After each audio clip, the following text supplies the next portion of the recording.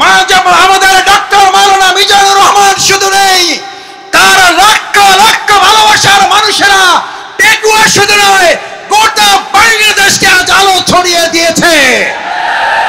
আপনারা সাইদি সাহেবকে হত্যা করেছেন, এক সাইদির রহমানের অনুপস্থিতিতে লক্ষ সাইদি আমাদের তৈরি হয়ে কোরআনের দাওয়াত পৌঁছে দিচ্ছে। আমাদের ফাঁসি দেওয়া যায়, আমাদের শেষ করা যায় না, আমাদের শেষ করা যাবে না। আল্লাহ সুবহানাহু ওয়া তাআলা ছাড়া আমার কারো সহযোগিতার প্রয়োজন নেই। আজ মুসল্লিয়ানে কেরাম আপনাদের কাছে জানতে চাই, বাংলাদেশকে যদি কোরআনের দেশ করতে হয়, বাংলাদেশকে যদি ইসলামের দেশ করতে হয়, তার জন্য যদি হযরত ইব্রাহিম আলাইহিস সালামের মতো আমাদের ত্যাগ এবং কোরবানির পরীক্ষায় উত্তীর্ণ হতে হয়, আমরা সবাই একবার শুকরিয়া আদায় করে জোরে সোরে আলহামদুলিল্লাহ, আলহামদুলিল্লাহ, আলহামদুলিল্লাহ, আলহামদুলিল্লাহি রাব্বিল আলামিন, ওয়াসসালাতু ওয়াসসালামু আলা রাসূলিহিল কারীম ওয়া আলা আলিহি ওয়া সাহবিহি আজমাইন। আজকের এই বিশাল তাফসীরুল কোরআন মাহফিলের সম্মানিত সভাপতি, আজকের এই মাহফিলের সম্মানিত প্রধান মুফাসসিরে কোরআন, আন্তর্জাতিক খ্যাতি সম্পন্ন আলেমে দ্বীন, বিশিষ্ট ইসলামিক স্কলার, আমাদের অত্যন্ত শ্রদ্ধাভাজন, গোটা বিশ্বের দরবারে যিনি কোরআন এবং ইসলামের আহ্বান অত্যন্ত যৌক্তিকভাবে মানুষের সামনে তুলে ধরছেন, আমাদের আজকের সেই প্রাণপ্রিয় প্রধান আকর্ষণ জনাব মাওলানা ডক্টর মিজানুর রহমান আজহারি। আজকের এই প্রোগ্রামে উপস্থিত সম্মানিত আমন্ত্রিত অন্যান্য উলামায়ে কেরাম, বরেণ্য আলেমে দ্বীন, আজকের এই প্রোগ্রামের সম্মানিত অতিথি বাংলাদেশ জামাত ইসলামী কক্সবাজার জেলা শাখার সংগ্রামী আমির, আজকের এই প্রোগ্রামের অন্যতম অতিথি বাংলাদেশ জামাত ইসলামীর আপনাদের অত্র অঞ্চলের প্রাণপ্রিয় মানুষ জনাব আব্দুল্লাহ আল ফারুক, আজকের এই প্রোগ্রামের সম্মানিত আয়োজক আপনাদের সকল প্রাণপ্রিয় ভাই, যিনি এই পুরো প্রোগ্রাম সমন্বয় করার জন্য আপনাদের সামগ্রিক সহযোগিতা এবং আল্লাহর ভালোবাসা নিয়ে সামনের দিকে প্রোগ্রাম এগিয়ে নিয়ে যাচ্ছেন, প্রিয় ভাই নিয়ামতুল্লাহ নিজামী, সম্মানিত উলামায়ে কেরাম, সম্মানিত শিক্ষকবৃন্দ, পিতৃ সমতুল্য মুরব্বিয়ানে কেরাম, আমার সামনে উপস্থিত তরুণ এবং যুবক ভাইয়েরা, আমার আল্লাহর দরবারে শুকরিয়া আদায় করি, দরবারে দুরূদ পেশ করছি সাল্লাল্লাহু আলাইহি ওয়াসাল্লাম। আজকে এখানে আপনারা যারা এসেছেন, আমরা সবাই এখানে কি দুনিয়ার কোন শক্তির কাছে এসেছি নাকি আল্লাহর শক্তির কাছে এসেছি? কার কাছে এসেছি? আমাদের এই সমস্ত ব্যবস্থাপনার যিনি সহযোগিতা করেছেন, সেটা কি দুনিয়ার কোন শক্তি নাকি আল্লাহর শক্তি? আমার ভাইয়েরা, হযরত ইব্রাহিম আলাইহিস সালামকে যখন আগুনে পুড়ে পরীক্ষায় উত্তীর্ণ করার জন্য আল্লাহ তাআলা সিদ্ধান্ত নিয়েছিলেন, আপনাদের সকলের মনে থাকার কথা, হযরত ইব্রাহিম আলাইহিস সালামকে আগুনে ফালানোর জন্য মাসব্যাপী যখন আগুনের কুণ্ডলী তৈরি করা হচ্ছিল, সমস্ত মানুষ শুধু নয়, ফেরেশতাকুল, সমস্ত পশু প্রাণী আল্লাহর দরবারে আহ্বান করেছিলেন, দোয়া করেছিলেন, আল্লাহ এই বিরাট পরীক্ষা থেকে, নির্যাতন, নির্মমতা থেকে হযরত ইব্রাহিম আলাইহিস সালাম আপনার প্রিয় বন্ধু খলিলুল্লাহকে আপনি হেফাজত করুন। আল্লাহ সুবহানাহু ওয়া তাআলা তাকে হেফাজতের জন্য ফেরেশতাগণকে পাঠিয়েছিলেন।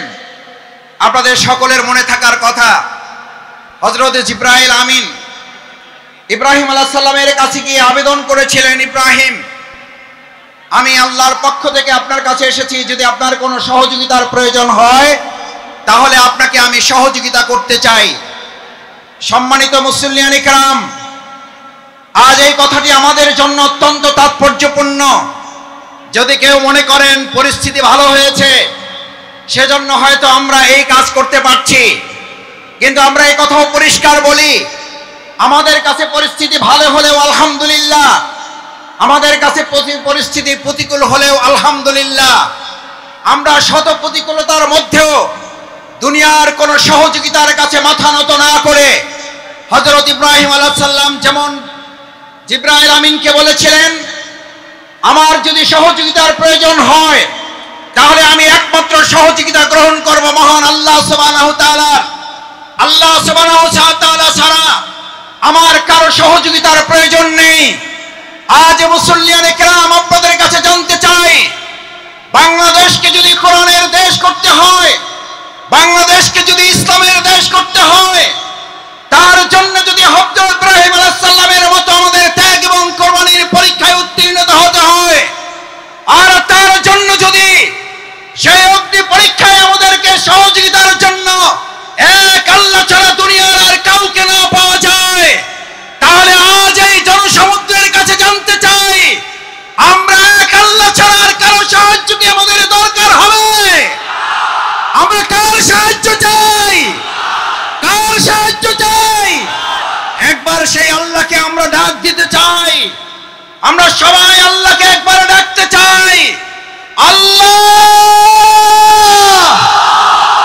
আল্লাহ।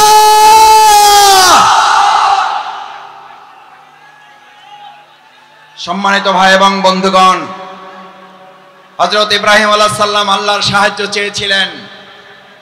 দুনিয়ার কোন মানুষ শুধু নয়, ফেরেশতাগণের সাহায্যও তিনি নেননি। যে ইব্রাহিম আলাইহিস সালাম আল্লাহর সাহায্যের ভরসা করেছিলেন, সেই ইব্রাহিম আলাইহিস সালামকে আল্লাহ তাআলা সাহায্য করেছেন না করেন নাই? আগুনের মধ্যে তাকে বাঁধা রশিটা পর্যন্ত পুড়ে গেছে। হযরত ইব্রাহিম আলাইহিস সালাম আগুনের স্পর্শ করা তো দূরের কথা, হযরত ইব্রাহিম আলাইহিস সালাম সেই সময় ওই সময়টুকু যা তিনি আগুনের মধ্যে অবস্থান করেছিলেন, সেই সময়টুকুকে বলা হয়ে থাকে তিনি তার জীবনের সবচেয়ে সুখী এবং আরামের জীবন যাপন করেছেন।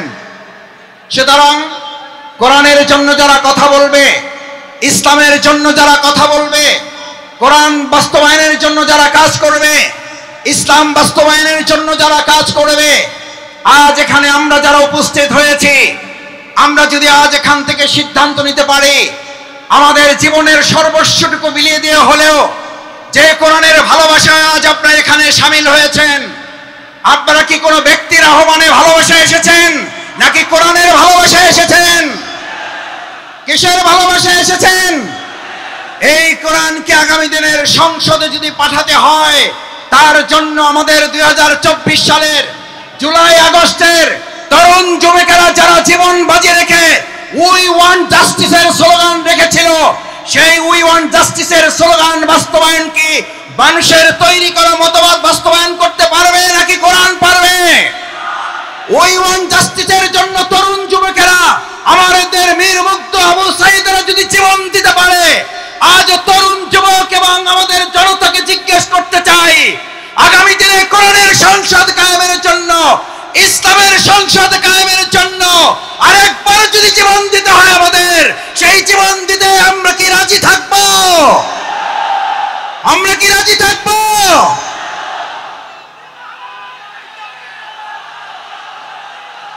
সম্মানিত ভাই এবং বন্ধুগণ, আল্লাহ সুবহানাহু ওয়া তাআলা মহাগ্রন্থ আল কোরআনে আমাদের জন্য উল্লেখ করেন, আল্লাহ তাআলা আমাদের জন্য উল্লেখ করেন, আফা হাসিবতুম আন্নামা খলাকনাকুম আবাসা ওয়া আন্নাকুম ইলাইনা লা তুরজাউন। আল্লাহ সুবহানাহু ওয়া তাআলা আমাদেরকে পৃথিবীতে প্রেরণ করে আমাদেরকে স্মরণ করিয়েছেন। তোমরা কি মনে করো যে তোমাদেরকে এমনিতেই অর্থহীন ভাবে, টার্গেটলেস, এইমলেস, গোল শূন্য, কোনো উদ্দেশ্যহীন ভাবে তোমাদেরকে আমি পৃথিবীতে প্রেরণ করেছি? ওয়া ইলাইনা লা তুরজাউন, অথচ তোমাদেরকে তোমাদের কাজ সম্পন্ন করে কি আবার আমার কাছে ফিরে আসতে হবে না? আমাদের সম্মানিত ভাই এবং বোনেরা, আমার পর্দার আড়ালের মা ও বোনেরা যারা আছেন এখানে, আজ যারা উপস্থিত হয়েছি, আমাদেরকে কথা ভালো করে মনে রাখতে হবে, আজ এখানে আমরা যে কোরআনের ভালোবাসা এসেছি, সেই কোরআন আমাদের উপরে তিনটি মৌলিক দায়িত্ব অর্পণ করেছে। এক, আল্লাহ সুবহানাহু ওয়া তাআলা বলেন, আফা হাসিবতুম আন্নামা খালাকনাকুম আবাসা, আমি তোমাদেরকে অর্থহীন ভাবে পৃথিবীতে সৃষ্টি করি নাই। আমি তোমাদেরকে পৃথিবীতে সৃষ্টি করেছি একটা গুরুত্বপূর্ণ উদ্দেশ্য নিয়ে। সেই উদ্দেশ্য সম্পর্কে আল্লাহ তাআলা এই পরিষ্কার রোড ম্যাপ ঘোষণা করেছেন। এখন আমাদের দেশের অর্থনীতি সংস্কারের প্রশ্ন উঠছে, আমাদের দেশের রাজনীতি সংস্কারের প্রশ্ন উঠেছে, পররাষ্ট্রনীতি সংস্কারের প্রশ্ন উঠেছে। আমরা আজ সংস্কারের দায়িত্বে যারা আছেন তাদের কাছে আল্লাহ তাআলার সংস্কারের রোড ম্যাপ তুলে দিতে চাই। আল্লাহ তাআলা কোরআনে ঘোষণা করেন, ফাইম্মা ইয়াতিয়ান্নাকুম মিন্নি হুদান, আমি এই পৃথিবীতে মানুষকে প্রেরণ করে তাকে একটা রোড ম্যাপ দিয়ে দিয়েছি। এই রোড ম্যাপের মধ্যে তার রান্নাঘর থেকে শুরু করে তার সংসদ ভবন পরিচালনার পর্যন্ত সমস্ত বর্ণনা আমি উল্লেখ করে দিয়েছি। সুবহানাল্লাহ। আমার ভাইয়েরা, মহাগ্রন্থ আল কোরআনের মধ্যে যে রোড ম্যাপ আল্লাহ উল্লেখ করেছেন, ফামান তাবিআ হুদায়া, যদি এটাকে ফলো করে, যদি এটাকে অনুসরণ করে, যদি এটাকেও মেনে চলে, তাহলে আল্লাহ ঘোষণা দিচ্ছেন, কোন প্রধানমন্ত্রী না, কোন প্রধান উপদেষ্টা না, কোন উপদেষ্টা বৃন্দগণ নন, কোন জাতিসংঘের মহাসচিব নন, এক আল্লাহ সুবহানাহু ওয়া তাআলা ঘোষণা দিয়েছেন, ফামান তাবিআ হুদায়া, তাহলে তোমরা রোড ম্যাপের আসল রাস্তা খুঁজে পাবে। আমরা আজ বাংলাদেশের বর্তমান দায়িত্বে যারা আছেন তাদের কাছে মহাগ্রন্থ আল কোরআনের আহ্বান পৌঁছে দিয়ে বলতে চাই, বাংলাদেশকে যদি যথাযথ সংস্কারের মাধ্যমে তার আসল রোড ম্যাপে পরিচালনা করতে হয়, তাহলে মহাগ্রন্থ আল কোরআনের আইন দিয়ে ছাড়া মানুষের তৈরি করা কোনো চিন্তা তন্ত্র মতবাদ দিয়ে পুরনো সংস্কার করা সম্ভব হবে না। ভাই এবং বন্ধুগণ, আল্লাহ তাআলা বলেন, যদি এটাকে ফলো করো হুদায়া, তাহলে সঠিক পথ পাবে।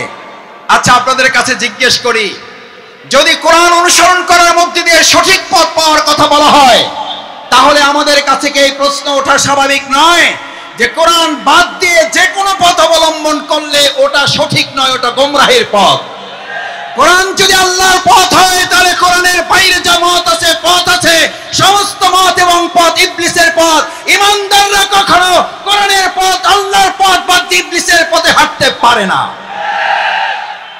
আজ আমাদের এই কোরআন দায়িত্ব দিয়েছে, ফামান তাবিআ হুদা, তাহলে তোমরা সঠিক পথ পাবে, আসল পথ পাবে। আমাদের এই প্রিয় মাতৃভূমি বাংলাদেশ স্বাধীন হওয়ার 53 বছর পার হলেও আমরা কি অর্থনৈতিক মুক্তি পেয়েছি ভাইয়েরা?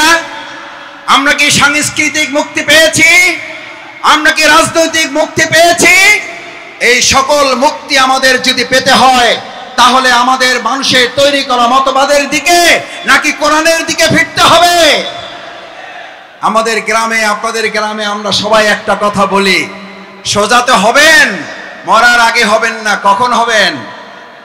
কখন হবেন? কাপড় দিয়ে যখন পায়ের কাছে একজন ধরে আর মাথার কাছে একজন ধরে, দুই থেকে দুইজন ধরে আর টানে, বলে যে আরো সোজা করো, আরো টাইট করো।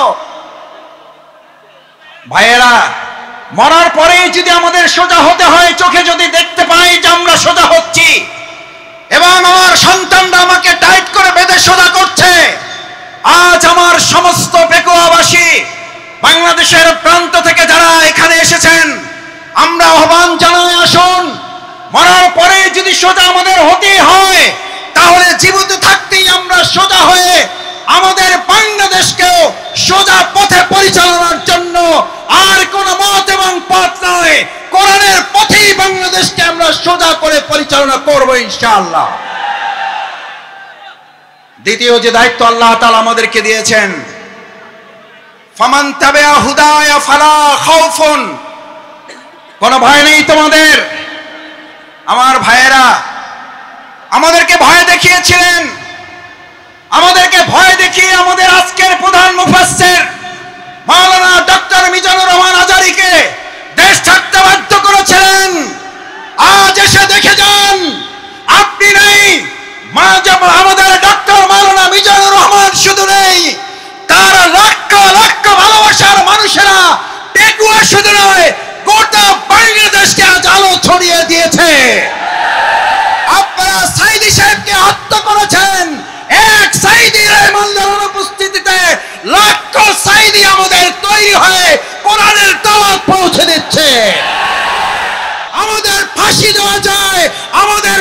করা যায় না, আমাদের শেষ করা যাবে না।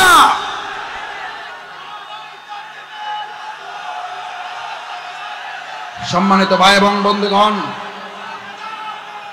সম্মানিত ভাই এবং বন্ধুগণ, ফালা খাউফুন, সুতরাং আমাদেরকে আপনি ভয় দেখাবার কে? যারা আমাদেরকে ভয় দেখিয়েছেন 17 বছর এই বাংলাদেশের 18 কোটি নাগরিককে আপনারা ভয় দেখিয়েছেন। শেষ পর্যন্ত আপনারা ভয় দেখাতে দেখাতে এতটা ভয় পেলেন যে আপনারা দেশের জেলখানায় পর্যন্ত জায়গা হলো না, আপনাদেরকে দেশ ছেড়ে পালাতে হলো।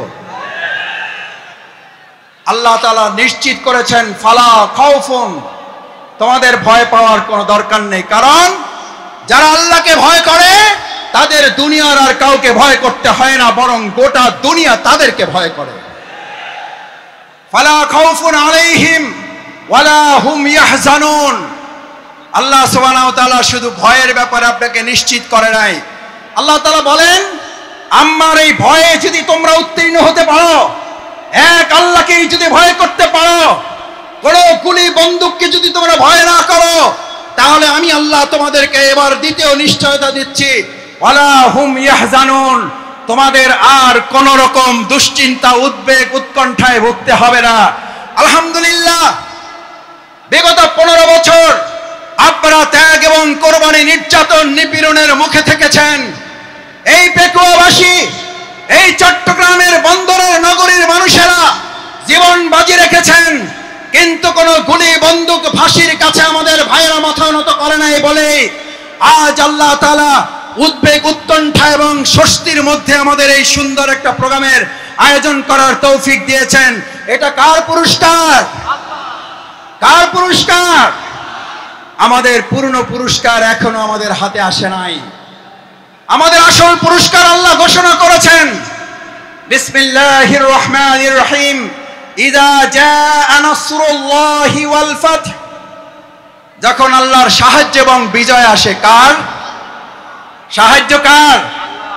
কোন পার্শ্ববর্তী রাষ্ট্রের, প্রশাসনের, সেনাবাহিনীর, র্যাবের সাহায্য কার? নাসরুল্লাহ, ইযা জাআ নাসরুল্লাহি ওয়াল ফাত। যে আল্লাহ আমাদেরকে সাহায্য করেন, সে আল্লাহ তাআলাই বলেন আমি যখন কাউকে সাহায্য করি তার বিজয় ছাড়া আর অন্য কিছু হতে পারে না। নাসরুল্লাহ, ইযা জাআ নাসরুল্লাহি ওয়াল ফাত, কারণ আমার সাহায্য যেখানে যায় গোটা দুনিয়া তার বিপক্ষে থাকলেও বিজয় ছাড়া তার কিছুই হয় না। আজ বাংলাদেশে আল্লাহর সাহায্য এসেছে, গোটা কোরআনের রাষ্ট্র কায়েম হওয়া ছাড়া পূর্ণাঙ্গ বিজয় আমাদের হতে পারে না। আমাদের পূর্ণাঙ্গ বিজয় কি? আমাদের পূর্ণাঙ্গ বিজয় শুধু একজন এমপি হওয়া নয়, আমাদের পূর্ণাঙ্গ বিজয় শুধুমাত্র একজন মন্ত্রী হওয়া নয়, আমাদের পূর্ণাঙ্গ বিজয় শুধুমাত্র একজন রাষ্ট্রপতি হওয়া নয়, আমাদের পূর্ণাঙ্গ বিজয় শুধু একজন প্রধানমন্ত্রী হওয়া নয়, আমাদের পূর্ণাঙ্গ বিজয় শুধুমাত্র ইসলামী দল ক্ষমতায় যাওয়া নয়, আমাদের পূর্ণাঙ্গ বিজয় হচ্ছে আলা লাহুল খালকু ওয়াল আমর, সৃষ্টি যার, আইন চলবে তার। আমার ভাইয়েরা, সৃষ্টি যার, আইন চলবে তোমার। আইন চলবে কার? আইন চলবে কার? বাংলাদেশ আজ সেরকম একটা সুন্দর কল্যাণমূলক রাষ্ট্র বিনির্মাণের জন্য এখানে যারা এসেছেন, কোরআনের প্রেমে যারা বসেছেন, কিসের উপরে বসেছেন এটা চিন্তা করেন নাই। আপনার মাথার উপরে ফ্যান আছে, লাইট আছে, বাতাস আছে, নাই চিন্তা করেন নাই। আজ এখানে যারা এই কোরবানি পেশ করে কোরআনের ভালোবাসায় সমবেত হয়ে গায়ে গা লাগিয়ে লক্ষ লক্ষ জনতা এখানে হাজির হয়েছেন, এই লক্ষ জনতা যদি আজ একটা আহ্বান এখান থেকে নিয়ে যেতে পারেন, রাসূল করিম সাল্লাল্লাহু আলাইহি ওয়াসাল্লাম এরকম মজলিসকে সামনে রেখে আমার মুসল্লিয়ানে কিরামগণকে উদ্দেশ্য করে, এই জামানাকে উদ্দেশ্য করে রাসূল করিম সাল্লাল্লাহু আলাইহি ওয়াসাল্লাম সাহাবীদেরকে স্মরণ করালেন। দুর্ভোগ হচ্ছে সেই মানুষের জন্য, ভালো করে খেয়াল করুন, দুর্ভোগ হচ্ছে সেই মানুষের জন্য, দুর্ভোগ হচ্ছে সেই মুসলিমের জন্য, দুর্ভোগ হচ্ছে সেই কোরআন প্রেমিকের জন্য যে আল্লাহকে ভুলে গিয়ে নিজেকে নিয়ে ব্যস্ত হয়, যে আল্লাহকে ভুলে গিয়ে নিজেকে নিয়ে ব্যস্ত হয় এবং সে নিজেকে নিয়ে ব্যস্ত হতে গিয়ে দুনিয়ার সব কিছু থেকে বঞ্চিত হয়ে যায়। আমরা কি দুনিয়া থেকে বঞ্চিত হয়ে নিজেকে নিয়ে ব্যস্ত হব না আল্লাহকে নিয়ে ব্যস্ত হব? আমার ভাইয়েরা আসুন, আজ সেই কারণে রাসূল করিম সাল্লাল্লাহু আলাইহি সাল্লাম বললেন, আব্দুল্লাহ ইবনে মাসউদ হাদিসটি বলে আমার কথা শেষ করে, আব্দুল্লাহ ইবনে মাসউদ রাদিয়াল্লাহু তাআলা আন قال قال رسول الله صلى الله عليه وسلم ويقولون ما لا يفعلون। তোমাদের মধ্যে এমন একটা সময় আসবে, কোরআন শোনার লোক থাকবে, কোরআন জানার লোক থাকবে, কোরআনের আলোকে সে হয়তো পথ চলার কথাও বলবে, ইয়াকুলুনা মা লা ইয়াফআলুন, কিন্তু কোরআনের আলোকে সমাজ এবং রাষ্ট্র পরিচালনার লোক পাওয়া যাবে না। ওয়া ইয়াফআলুনা মা লা ইউমারুন, আবার কিছু কাজ করলেও কোরআনের পূর্ণাঙ্গ রূপ বাস্তবায়ন হবে না। আজ এখানে যারা আছেন, আমরা কি কোরআন বাস্তবায়নের জন্য সবাই রাজি আছি ইনশাআল্লাহ? সবাই কি রাজি আছি ইনশাআল্লাহ? আল্লাহ মেহেরবানি করে হাতগুলো আপনার আরশের আজিমের ক্যামেরায় এগুলো তুলে নিয়ে কাল কিয়ামতের দিন কোরআনের কর্মী হিসাবে আমাদেরকে নাজাতের জন্য, জান্নাতের জন্য আপনি কবুল মঞ্জুর করুন। আল্লাহ এই আয়োজনকে বাংলাদেশের জন্য কবুল করুন, কোরআনের সংসদের জন্য আয়োজনকে কবুল করুন, কোরআনের রাষ্ট্রের জন্য আহ্বান আয়োজনকে কবুল করুন। সম্মানিত ভাই এবং বন্ধুগণ, আসুন আমরা আমাদের প্রধান মুফাসসিরে কোরআন হযরত মাওলানা ডক্টর মিজানুর রহমান আজারি হাফিজাহুল্লাহর কিছুক্ষণের মধ্যে আপনাদের সামনে কথা বলবেন। আমরা দোয়া করি অন্যান্য উলামায়ে কেরামগণ আরো কথা বলবেন। আল্লাহ সুবহানাহু ওয়া তাআলা আমাদের এই প্রিয় মাতৃভূমিকে সব ধরনের বিশৃঙ্খলা ষড়যন্ত্র থেকে হেফাজত করুন। সকলে বলুন আমিন। আসসালামু আলাইকুম ওয়া রাহমাতুল্লাহি ওয়া বারাকাতুহু।